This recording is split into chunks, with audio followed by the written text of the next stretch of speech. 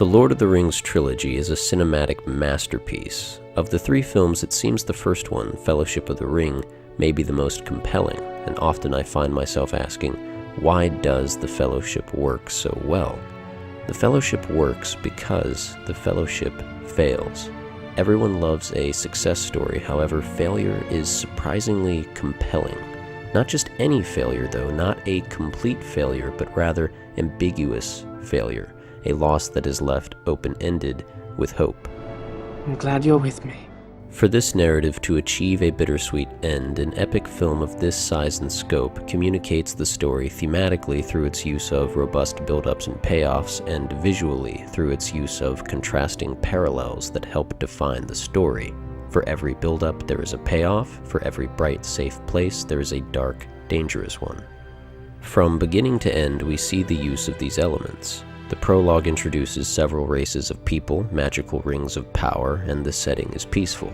Then suddenly we see a demonic fire lord, a new ring of power, and are assaulted with imagery of death, war, and violence. The film never breaks this contrast of light and dark counterbalance in Middle-earth. The warm rays of the Shire, the cold rains of Bree, the frightening ruins of Weathertop, the tranquil security of Rivendell, idyllic landscapes, gloomy caves, a woodland refuge, a forest ambush. This balanced one-to-one ratio is also utilized for intricate build-ups and payoffs, as well as conveying themes of the story. From the introduction of Gandalf to the breaking of the Fellowship, this formula of one-to-one is applied.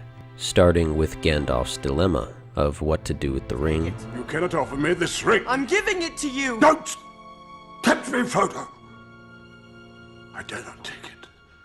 Through me, it would wield a power too great and terrible to imagine. But it cannot stay in the Shire. No! No, it can't. What must I do? Leading to Gandalf's guilt of having to put Frodo to the task. It is a burden he should never have had to bear.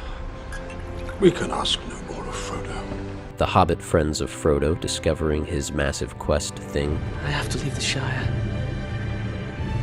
Sam and I must get to Bree. Right. And in response, Frodo's friends choosing to help him despite obvious danger. Is he going to die? Save him. At Rivendell, we learn more about the decline of Middle-earth. The time of the elves is over. My people are leaving these shores. Who will you look to when we've gone? The dwarves? They hide in their mountains seeking riches. They care nothing for the troubles of others. Men.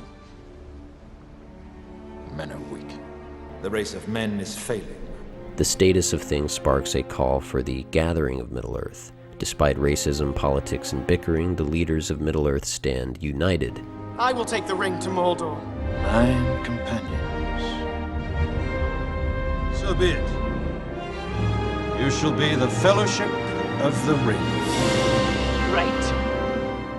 Unlike Two Towers or Return of the King, Fellowship focuses almost exclusively on Frodo and the Fellowship, only cutting away from our heroes to show us the actions of the central antagonist, Saruman.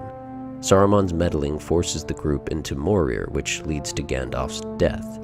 As predicted by Saruman, Gandalf will die for what he believes in, and Gandalf's demise leaves the Fellowship leaderless, guilt-ridden, and feeling a loss of hope. The quest stands upon the edge of a knife. Stray but a little and it will fail. Internal struggles plague the Fellowship. Boromir fears for his kingdom, Aragorn struggles with leadership, and Frodo increasingly withdraws from his companions. Boromir's fears briefly usurp him. Following his misdeed to Frodo, he soon sacrifices himself for Frodo's companions. In doing so, his faith is finally renewed through Aragorn's defiance and commitment. Forgive me. I have failed you all. It is over. The world of men will fall. But I swear to you, I will not let the White City fall. Nor our people fail. Our people. Now weary of the ring's influence, Frodo is convinced he must single-handedly carry this burden, but his hobbit friend Sam refuses to abandon the principles of unity through which the Fellowship is built on. By the end of the film, the Fellowship is significantly weakened, but not completely broken. I'm going to Mordor alone. Of course you are! And I'm coming with you! Fellowship of the Ring builds in such a way that for those unaware of the source material, it has outcomes the audience may not entirely expect. Our heroes for the entire first half of the film are generally kept safe. In the second half of the film, they are not. It's shocking to see things falling apart and to watch characters die. Character death is one of the best payoffs in storytelling in regards to how it impacts the surviving characters of the story and how it impacts the audience. Death forces both the characters and audience to ponder circumstance, decision, and outcome. All you have to decide is what to do with the time that is given to you.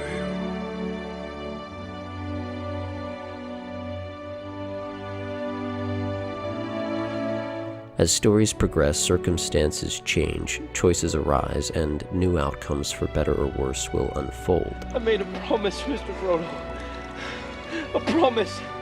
The film ends unresolved, as this is only the first piece of a trilogy, but even on its own, the prevailing moral of the story remains strong with a resolute theme: failure with hope.